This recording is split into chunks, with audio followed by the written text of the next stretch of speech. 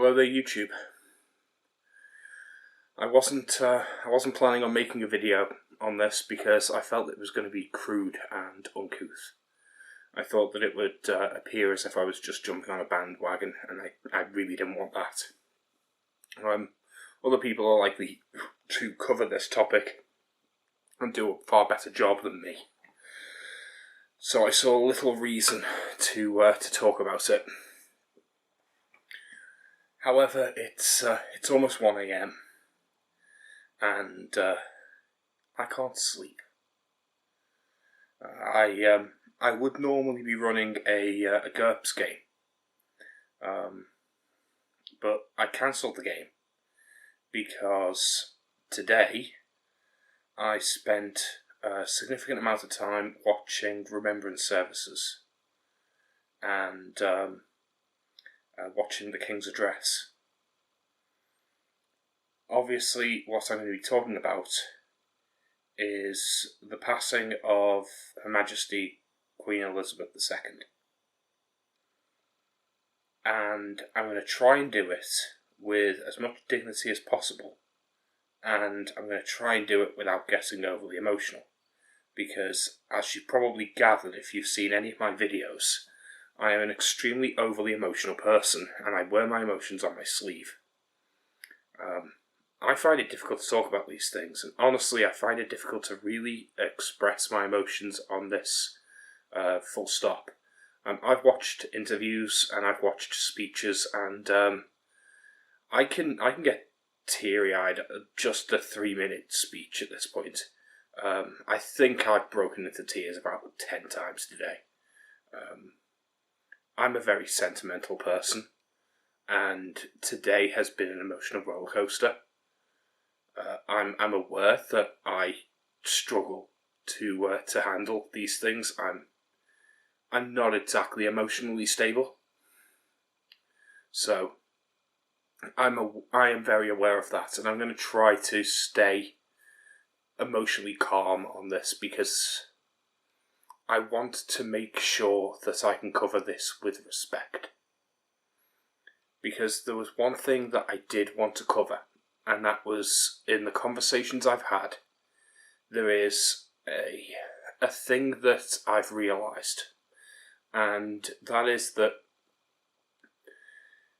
British people will talk amongst themselves about this kind of thing, and they will lament that Americans won't get it. I've heard a couple of people just say, Americans aren't going to understand it. This isn't like a president passing. This isn't just like a president dying. Just don't talk about it. Don't want to hear it, and they'll just push them aside. Just don't talk to the Americans about it. They don't understand. It's like, yeah, they don't, because they don't have a monarchy. They don't have anyone like that. I was trying to think about this because my GURPS game that I run primarily for Americans. It starts at midnight my time, the time slot specifically so Americans can play. So it's an American game group that I run, and they're not going to understand what's going on, not from my perspective. A head of state dies, and they're going to go, okay, head of state dies. Why are people upset? Like, people can be respectfully, okay, that's bad. But why are people upset? Why are people genuinely upset? Why are people crying in the streets upset? And yes, they are. They are crying in the streets. If I go outside now, I mean, not right now, it's almost 1 AM.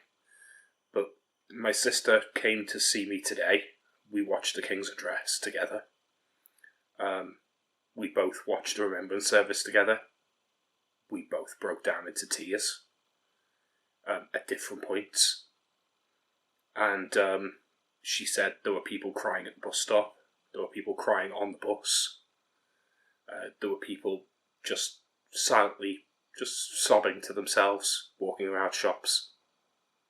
Every single billboard has the Queen's image on it. Every single advertising board, the Queen's image. Every single one, everything is in remembrance of the Queen. everyone is somber, everyone is mourning.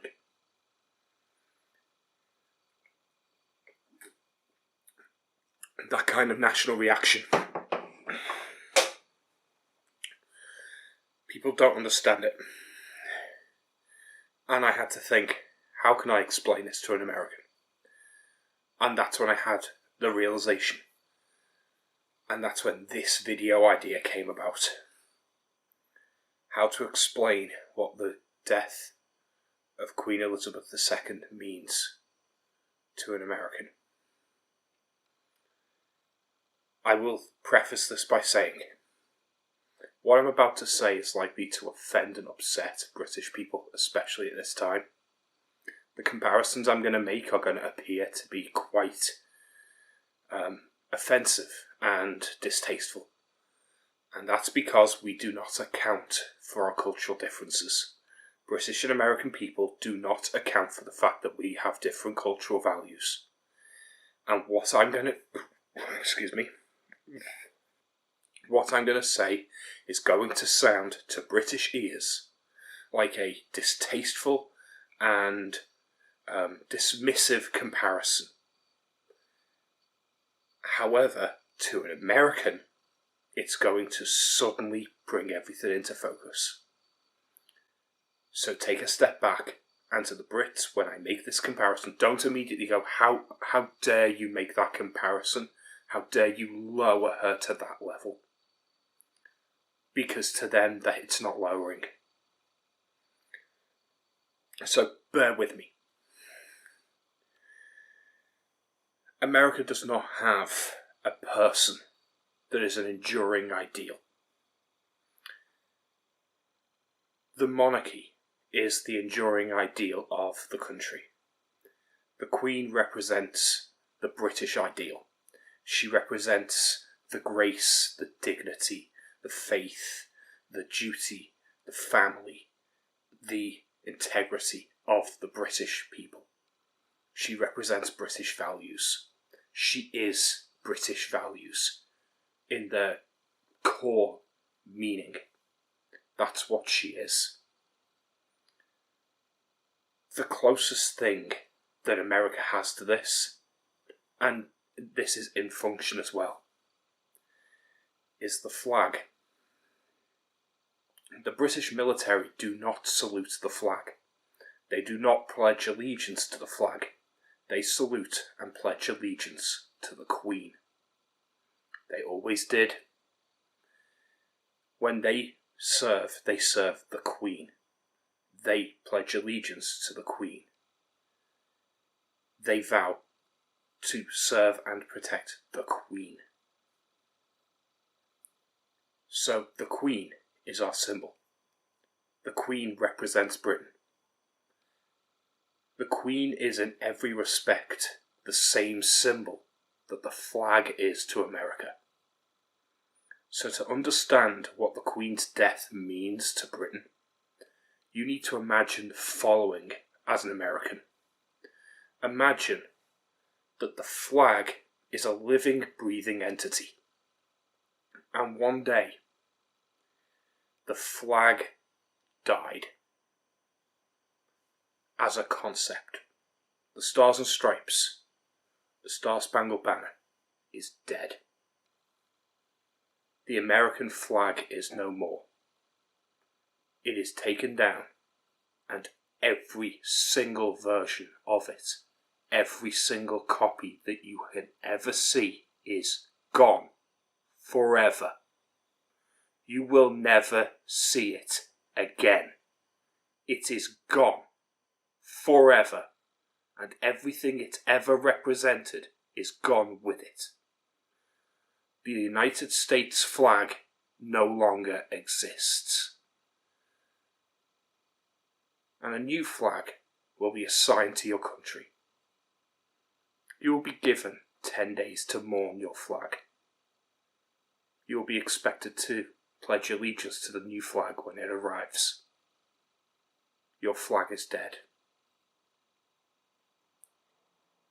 The cold feeling that Americans are feeling, especially those of you in the military who have to pledge allegiance to that flag, The idea that the flag is gone, that it's just gone, that you can't replace it, it's not coming back,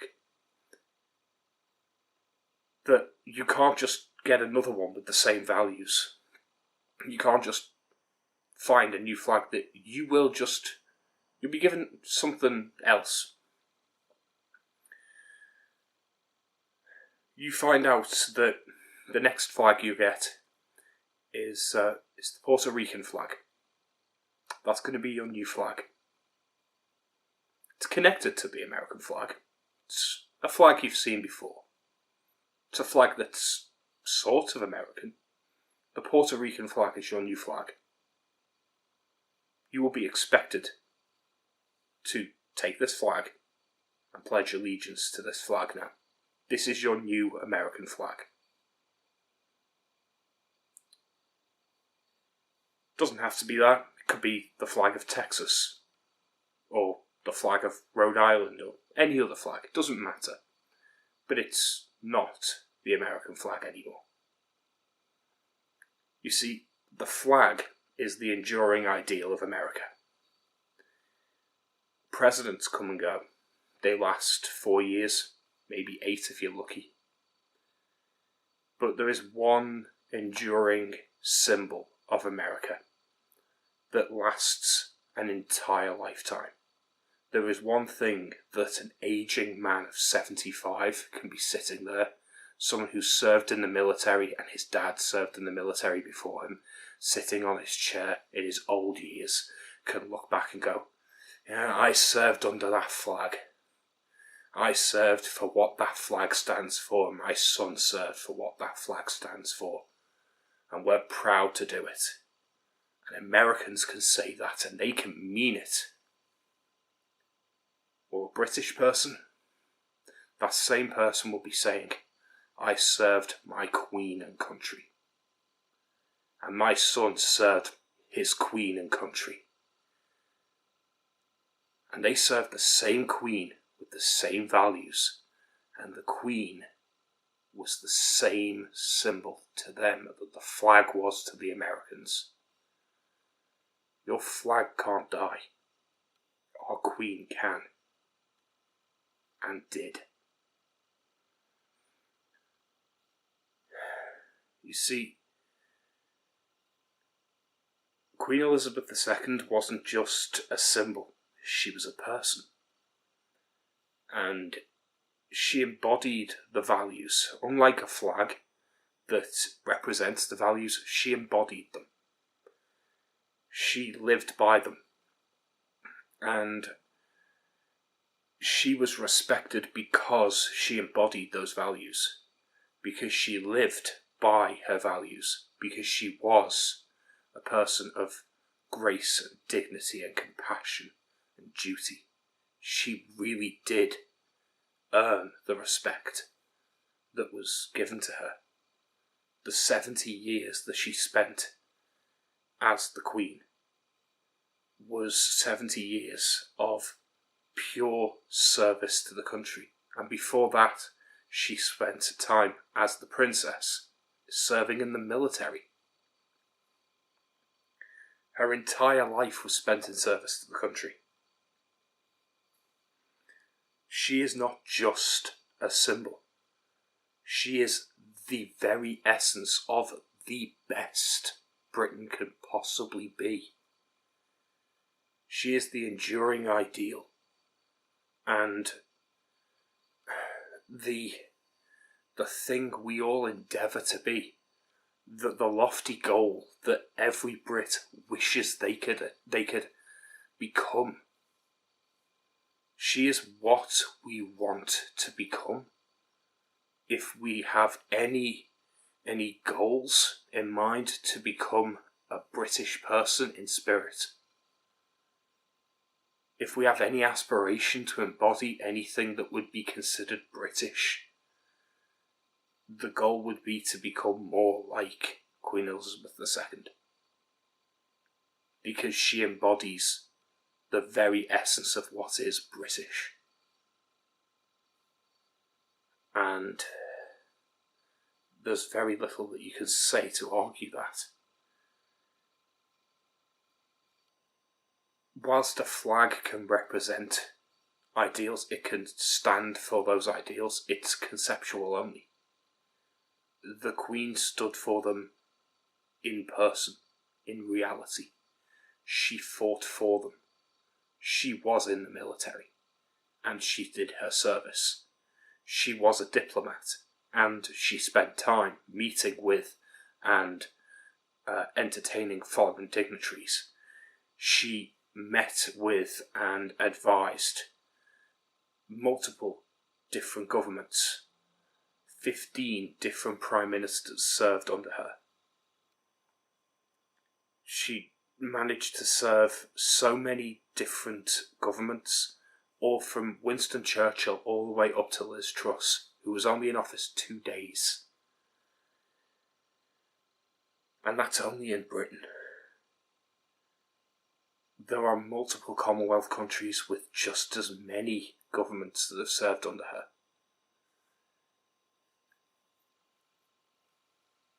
This is why I wanted to make this video, to explain this, because this analogy comparing her to the flag is something that most British people would never dream of doing, because to compare her to a flag is so offensive to British sensibilities, because the flag in British society is an uncouth item.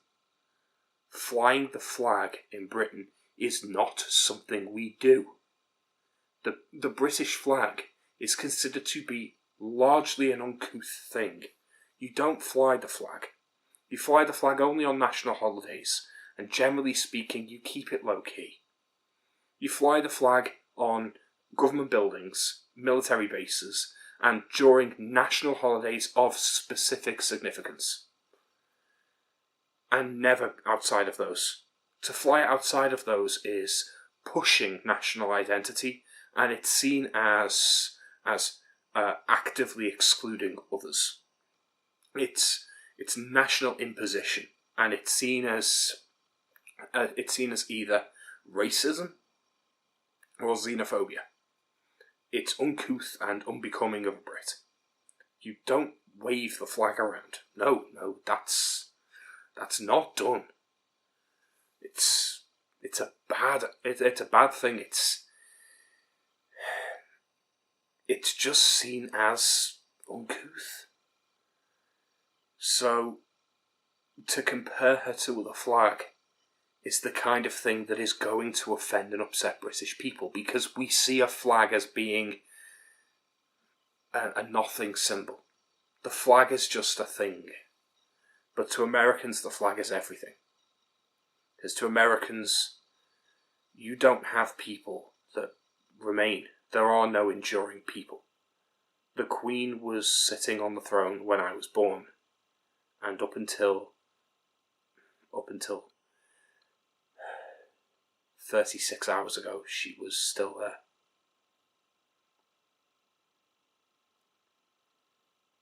And it's surreal. It's a lot to take.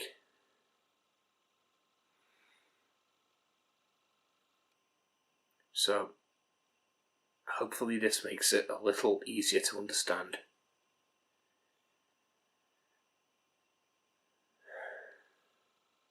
Right now in Britain, across the UK, every police officer is having the badge on their helmet changed. Every postbox is having the royal seal changed out. Every post office, every courtroom, every military base is having their royal seals changed. Every royal reminder that the Queen was there is being changed, because she isn't here anymore. And it's not malice that's doing it, it's just time. It's just time and reality. It's not some evil force coming and taking it away from us.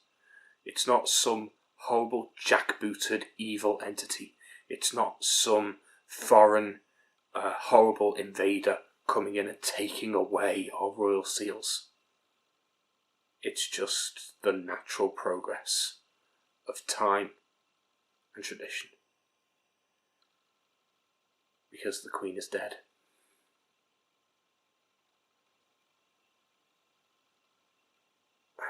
And the reality is that you can't pledge allegiance to someone who isn't there. There is a military and a police force that are pledged to a monarch that had to quickly change allegiance.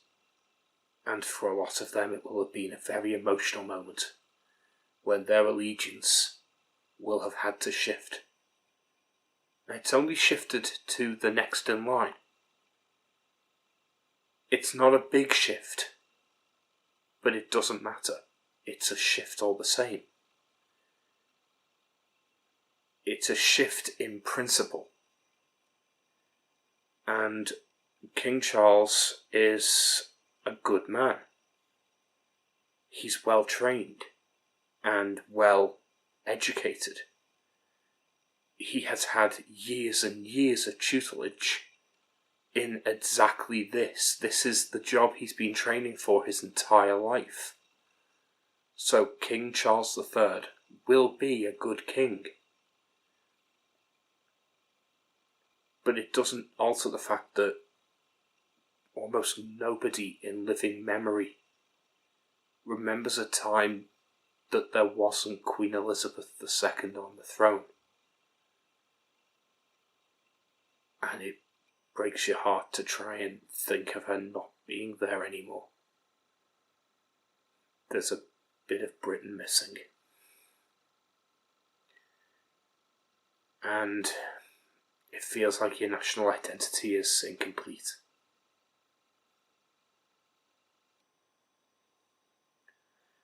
That's the reality. And I hope now you can understand. I'll see you next time. Bye.